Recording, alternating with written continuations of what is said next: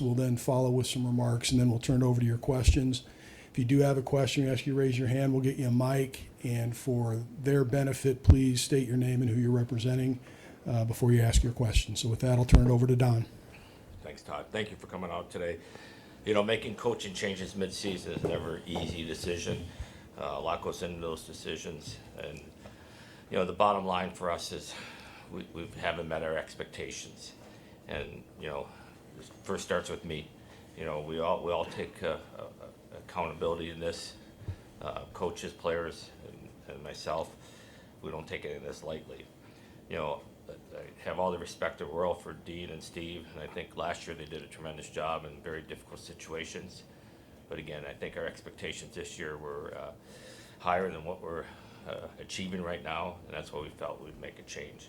I also want to make sure that I thank the McConnell family and Mike Priest, our president, because their support has been unbelievable through not only this process, but since I've been my time here in Columbus. And you know, they're here to win, and when we ask for something, they never say no. So I thank them. You know, it's a critical point of our season with 12 games, I believe, before the break, before we go on the Olympic break. I think 8 at home, and that's why we felt that if we're going to do something, now is the time to do it.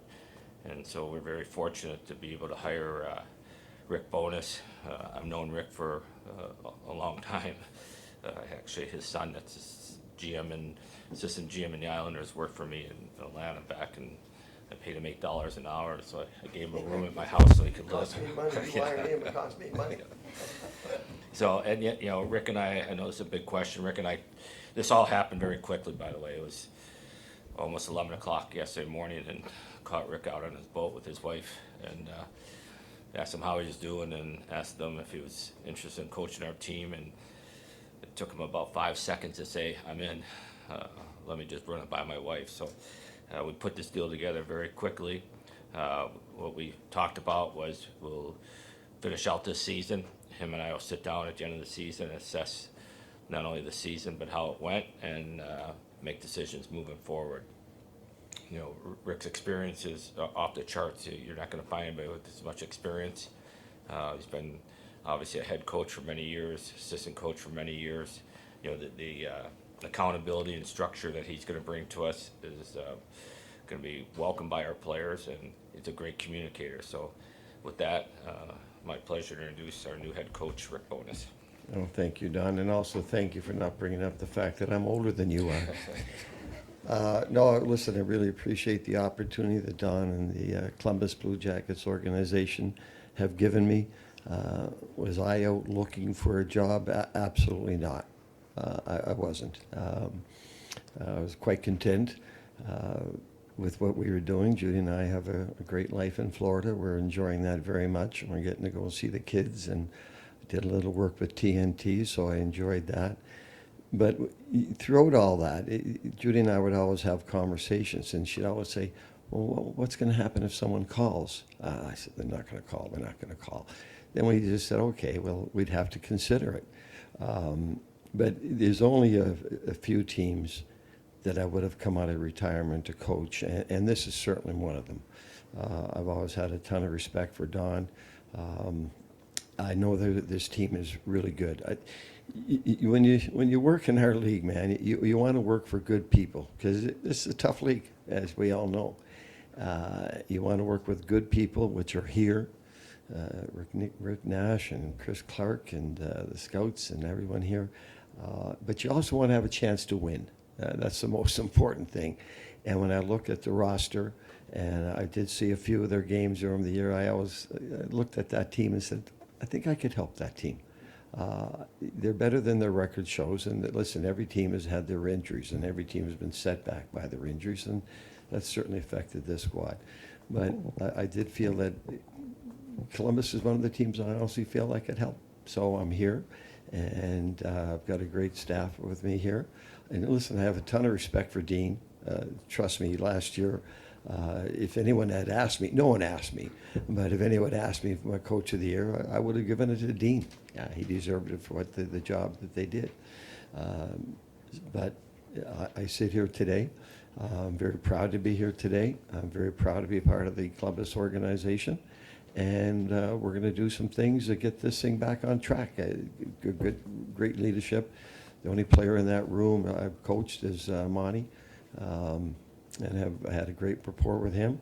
So honestly, I'm really looking forward to this challenge, and we're going to have a lot of fun with it. All right. Thanks, guys. With that, turn over to your questions. We'll go to Porter here to the right. Hey, Rick, Aaron Portzine with The Athletic. You said when you stepped down from Winnipeg that other coaches told you you would know when it was time, and it felt like it was time. What has happened in the last year and a half? Was it just did the energy come back? Did the passion come back? Did you think you were done and maybe you weren't? Honestly, the answer to that is that both my wife Judy and I had some health issues that year, and we did. And when you have health issues, it kind of put things in perspective. All right, so without the health issues, I would not have stepped down. I would not. So I mean, the passion was still there, but we had to overcome some issues, and I'm not going to get into detail about those things. They've been addressed over the last year and a half. I feel a whole lot better. Judy's doing great, and so that opened the door again. If I did want to coach again, that okay, we're healthy now. We got our health back to where we needed to be, but there's absolutely no question. The only reason that I did step down in Winnipeg was for health reasons. I love the team. I love the organization. Ton of respect for Chipper and Chevy and what they run there, and I love the players. But with the health the struggles we had that year, that kind of opened our eyes a little bit and said, maybe it's time we take a break. But the break is over. And what's your first order of business here? What do you think you can make impact-wise right away? Like I talked to the players this morning, I look at that goals against, I look at the shots against, I look at the penalty kill, I look at the slot chances against, I look at the rush chances against. There's the issue. Those issues will take you right out of the playoffs. They will. In our league, you don't score your way into this isn't the 80s, man. You don't score your way into the playoffs. You defend your way into the playoffs, and you get your offense and play good, solid team defense. But that's team defense. That's everyone committed. So we're just going to try to get everyone to buy in a lot more defensively, far more committed. There's some structural changes we can make, absolutely, and we're going to make them. But we have to tighten this thing up. And you tighten it up by giving them a game plan, and then the onus is on them. Okay, this is what we need. Now do it, right? So we're going to be we're going to be pushing them hard on that. We're going into these games, and every team in the league says that we want to be hard against. Well, the only reason, the way you're hard against is the way you play without the puck, and you defend, and you're hard, and we're going to do that. Go to Rob, second row left. Yeah, down Rob Aller, Columbus Dispatch. Was this change more technical, X's and O's, or more inspirational, trying to get something out of the guys, specifically third period? It's probably a combination of everything. You know, I look at how we've lost games. You know, as we all know, we've had meltdowns in the third period, double-digit meltdowns, and you know, you look at the last two games that we played here at home. When we lost to Pittsburgh, we were up by 3. And we've lost the divisional rivals too. Instead of going 5 points behind them, you end up going 8 behind them. So I think the combination, obviously, new coach has new structure, new ideas, which is going to be, I think, a blessing for our team. I think they're looking for it. And then, a different person behind the bench always makes a difference. So I think it's a combination. What do you see, what happens in third period collapses, for lack of a better word, from your experience? What's going on in those? A good part of defense is puck management. It is. You have to control the puck, and so the puck management has to improve in crucial areas. Blue line play, neutral zone, hanging on to the puck more in the O zone instead of throwing hopers into the slot or hopers to them. And then it's just, I'm a pressure coach. I'm not a sit back at all, and I don't like And I don't like when I'm seeing, oh, we're sitting back, man. That drives me absolutely nuts. So, so to answer your question, we're gonna play pressure. We're gonna manage the puck better, but we're gonna make it harder for the team to create any offense. So that has to be done. We can't. When you're on your heels in this league, man, you're gonna get burnt. The league is too good. There's too many highly skilled guys. And if you want to let them come at you and you want to get them time and you don't want to hurt them or hit them, you're going to pay the price. So we got to get a little nastier, and we do. And we have to have a little bit more structure and a little bit more pressure. And just as important, we have to manage the puck. You get that third period, man, it's all those things. And it's playing on your toes and the confidence to do that. Go to Mike in the center. Michael A. Race, Disrespected Media. Excuse me. Rick, what was your message when you first gathered the team together? And you've been in situations like this before. What's important? Well, I've taken over teams in the middle of the season a couple of times. The last one was in Dallas when we had, when Jim Montgomery was stepped down. So the difference there was in Dallas we were playing well. So my message to the team, we're going to keep doing what we're doing. We're playing well. And I know the voice behind the bench has changed, but I'm not the smartest guy in the world, but I know we're playing well and I'm not going to change anything. This team is not playing well. This team has given up too many chances. This team has given up too many goals, as I mentioned earlier. So we do have to make some changes, and it's not only the X and O's changes. It's the nastiness. It's the heart and soul, and that has to change a little bit. That's what the players have to give. And then when we talk about a full buy-in, a full commitment, it starts with that physical commitment to the team and the mental commitment that you're ready to play. These are the guys that, listen, their responsibility as pro athletes: show up, ready to work, ready to compete. We'll give you the structure to win, but the rest is on you. Our job as coaches, we'll give you the necessary systems and X's and O's to win games. Your job as a pro, and you signed the contract to play, your job is to come ready to play and compete and do everything you can to help the team win. Go to Brian in the front row. Don's for Don. You mentioned that this came together quickly yesterday. It happened fast.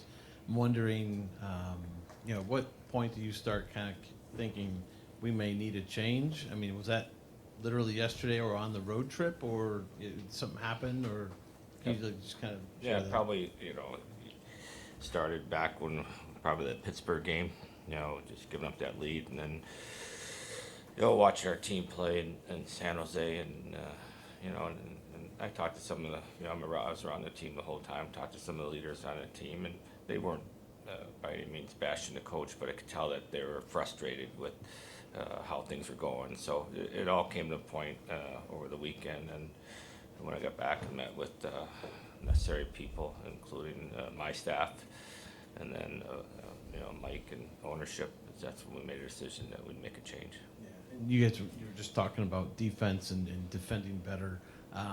McCarthy is out. What is the plan going forward as far as defensive coach? Can you kind of shed some light on that?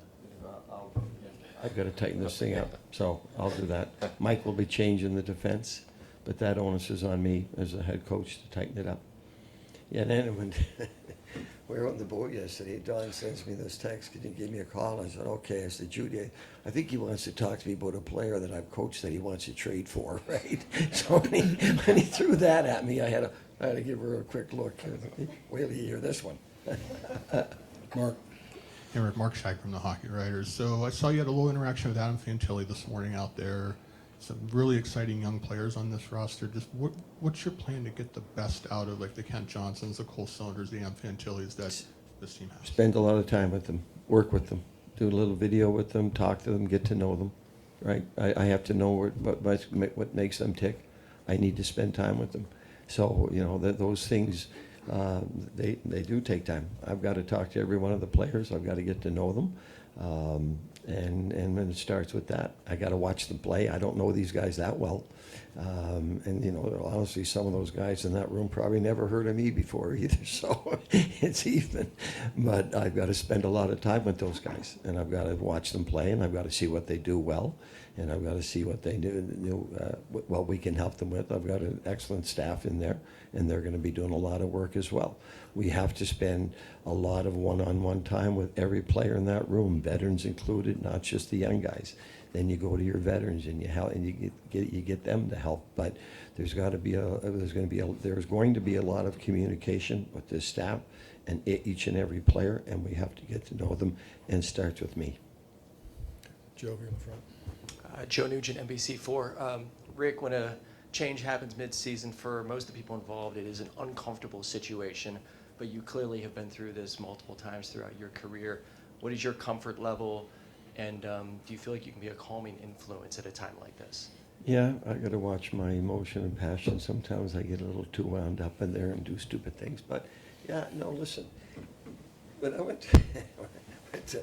went to Winnipeg, I thought I was retired and done then. And when they called, it was the same scenario. They've got great ownership, great management. I'd love to work with those people, and they got a good team. But I went in there, as I told the players, listen, I'm not looking for a job after this. I'm coming in here, and I'm going to do it. I'm going to say whatever has to be done. I'm not a 30-year-old coach worrying about my career. I'm at the end of my career, and I know that. So, and it'll be the same approach here. I'm not worried. Anybody who's worried about next year is taking the wrong approach on this whole thing. All that matters right now is this year. All that matters is this game tonight and what's going on next. Next year will take care of itself. It will. And I'm not worried about next year one bit. And I came here to come in and get that mentality. We got to get dialed in on today, and then we got to get dialed in on tomorrow. And I have the energy to do that, and that's my total focus. Go to the back left. Joe Reedy, Associated Press. Rick, Don mentioned the urgency with the Olympic break and everything coming up, but how much of a challenge is it? Because you've got those games before the break, and then 3-4 weeks off, and you come back, just in terms of putting things in, and then it's almost like 2 seasons. Yeah. Yeah. So actually, when you come back, we'll have a few quality practices today. We all know the schedule is what it is, and you don't have great practice time or quality practice time. But we're gonna practice, and then we'll see where we are. Listen, we'll play tonight. We'll evaluate what we like, what we didn't like, and we'll fix it tomorrow. And that'll be the same approach every day going in. Now we get into the Olympic break. They're gonna get a good rest, most of them, and I can go back on my boat for a few days and their break. But anyways, and then we'll just come back into camp, and we'll know exactly what needs to be done and what we need to address. It's hard to make a lot of changes. There'll be a lot of video, but there's a lot of little changes you want to make. And it's hard with the practice schedule. So every day when we go out there, we will certainly be addressing something, and it'll be done prior to practice, because we'll look at the video. This is what we're working on today, and then we're going to go on the ice and fix it. Go back to Aaron here on the right. Hey, Rick, you had one son drafted by this organization, another son on staff. Yeah, I'm the for this third organization. generation Bowness to be here. They finally got to Is me. this preordained or something? No. Yeah, so I was with my son Ryan when he was drafted in Florida. He went second pick in the 8th round. I bug him all the time that, geez, good thing they had 8 rounds back then. And yeah, my son Ricky, who really never played hockey, which was great with me. Anyways, he ended up in Detroit in the media relations department, and Todd brought him in here. And then he went on to Denver with his wife, who works for the Avalanche. She's the senior vice president of ticket and suite sales for the Avalanche. Ricky is no longer in hockey. He had enough. Ricky's more of a 9 to 5. He's not like his father. He's more of a 9 to 5 Monday to Friday, and he likes that routine rather than our schedules. And Ryan, as you know, is the assistant general manager for the Islanders now. So he's smarter than his father because he went into management, right? Stayed out of the coaching. And my daughter, Kristen, is actually the director of minor hockey for the Utah Mammoth. So she runs that. She's kind of like, yeah, she's a coach, right? I keep warning her about that, but she still loves coaching. Go back left. Hi, Rick. Don Taberry, WBNS TV. There is a passionate and loyal fan base here. They're amazing.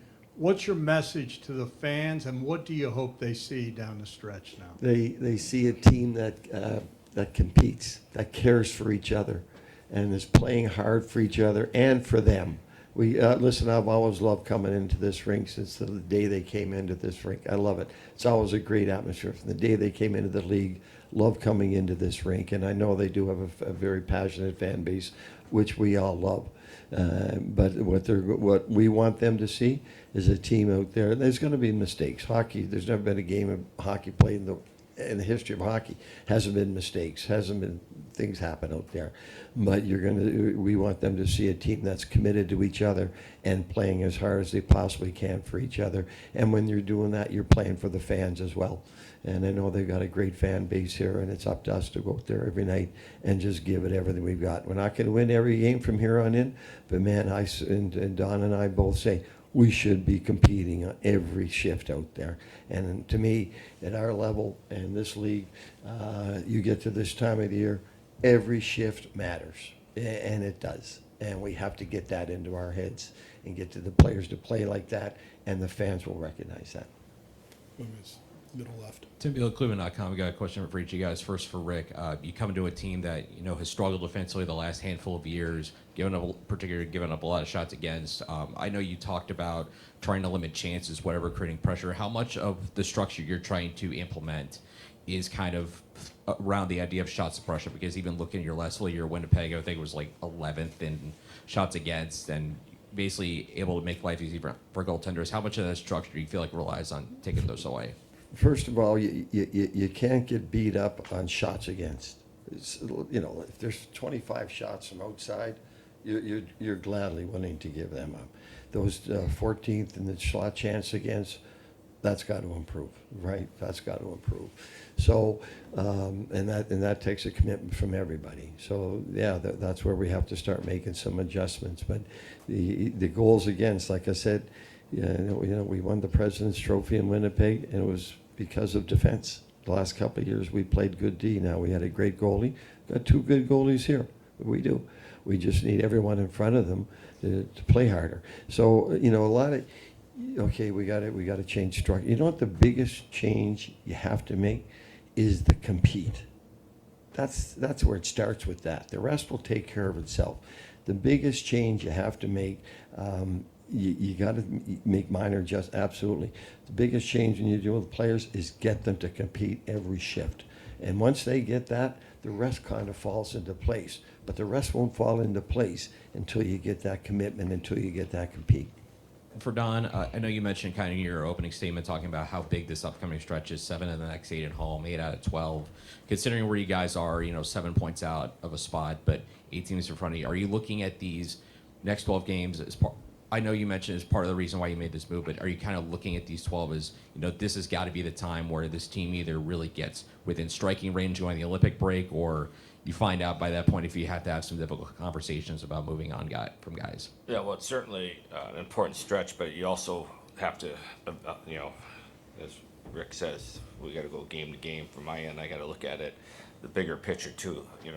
You lose the first 2 or 3, but you win the last 5 coming out into the break. You got to look at how you end up going into the break. Yeah, if you go 1-11 through this stretch, you're probably done. But if we stay competitive through this, and we'll really assess, we'll have a chance, obviously, after this period here to the break, to assess how we're playing going into the break. And I think that's going to be the important thing. Craig Merz, NHL.com. Don, was there a plan B yesterday? I mean, if Rick had said he wanted to stay on the boat, would Dean still be the coach today? No, we had made that decision. Yeah, there was a plan B, but I don't need to go into that. Rick, you've mentioned many times nastier, harder team. Is this team constructed to play the way you want to? Yes, certainly. Certainly it is. Every team is. Again, it's just getting them to do it, right? This team has good balance. This is a well-constructed team. Now we're missing some guys. So is everybody else around the league. The big thing for me, man, after the schedule we've had, if you're not banged up a little bit, if you're not hurting a little bit, you haven't played hard enough, right? With the schedule and the travel, that's the reality of it. So when you do that, you're going to get some injuries and you're going to have guys banged up and you play through it. But certainly, we can play harder, and that's the whole goal. Every team wants to be hard against. There's different ways of being hard against. If you go to Colorado, we want to be harder against. That means they're going to play the game faster, and you can't catch them anyway. So we want to just make sure we're hard on every shift. So that structure of the roster. There's no excuse for a pro athlete not to go out there and play hard. For me, there's absolutely none. This league it's a blessing, man. You're in this league every day, best day of your life. Enjoy it and respect it. Rob? Rick, you've twice mentioned needing to be nastier, and I don't know if that's the same as playing harder, but how do you coach nasty into guys? Well, yeah, you show them when they're not being nasty, and you show them when they're easy to play against. And listen, it's a guy, 5'11" guy, 108 pounds, runs up against a 6'3", 220. Chances are the other guy's going to win. But doesn't mean you can't give the guy a hard time while you're doing it, right? So that's the object. So I don't care how big you are. I don't just get in there. You're not going to win every battle in our league. You're not going to win every race. It's impossible. The league is too good. And if a smaller guy is trying his hardest and gets knocked down, then you live with it. That's hockey. That's what it is. Kelly in the back. Hey Rick, Kellyanne Stitz with ABC6. Yesterday you're on the boat with your wife, then you traveled to Columbus, and today you're getting ready to coach in a game. How would you describe the last 24 hours? Oh yeah, leave me on this one. Relaxing. Honestly, so we pretty well accepted the job on the boat ride back, right? I'm looking at you, and listen, my wife misses this a lot more than I do. Trust me, she loves it. I can't think. She kept saying, "You sure you want to?" She loves it, and listen, she's great. But no, we kind of looked at each other, and I said to her, "You feel okay?" Oh yeah, she was thrilled. "Do you feel okay?" I said, "Absolutely." Like right away, we knew we made the right decision. So we felt relieved. We did, right? So, yeah, that's all I can tell you is that 10 seconds after he fortunately took the call back and let me have the job, we're looking at each other. We're happy. We're relieved. We're back. And you're still getting to know the guys, but what was your initial impression of the guys today after practice? Great. They all had a good attitude. We had a good meeting with the leadership group, and now I've got to just take time to talk to every player, get to know them, right? They get to know me. And I've told them, listen, man, I'm a talker, so get used to it. And I've told the guys that when I'm behind the bench, I talk a lot, so get used to that. Brian? Don, assuming Matej Jucky wasn't out there, I'm assuming he's not playing tonight. Do you have an update health-wise on Denton? Yeah, he's going to see a doctor. He saw a doctor yesterday, pretty much cleared him that there's, he got hit from behind, as we know, and he had a little tingling in his arm. But so he's going to see a second doctor just to make sure today for a second opinion. So I don't think it's, assuming everything goes well today, I don't think it's going to be too long. Okay. Anyone else? Go back to Tim. Real quick, Donna, this might not be the best time to ask this question, but, with the opening on the staff, how do you look to kind of fill that? And, a popular name, I guess, that's kind of come up is Trent Fogelhuber. Do you look at, would he be a guy that you move up to fill an assistant staff on the, an opening on the staff for the assistants, or is that something you're still kind of working through? Yeah, we'll talk about it, but, we were one of the bigger staffs in the league. We had 4 assistant coaches on the bench. So most teams have 2, 3 at the most. So we were a pretty big staff. So, Rick and I talked about it last night, and obviously it's going to be his decision if we want to fill that position. But as of right now, he's met with all the coaches here, made his decision how he's going to align them, and we'll just keep going forward. And if something comes up where we want to add somebody, we'll talk about it. Okay, great. Thanks, everybody.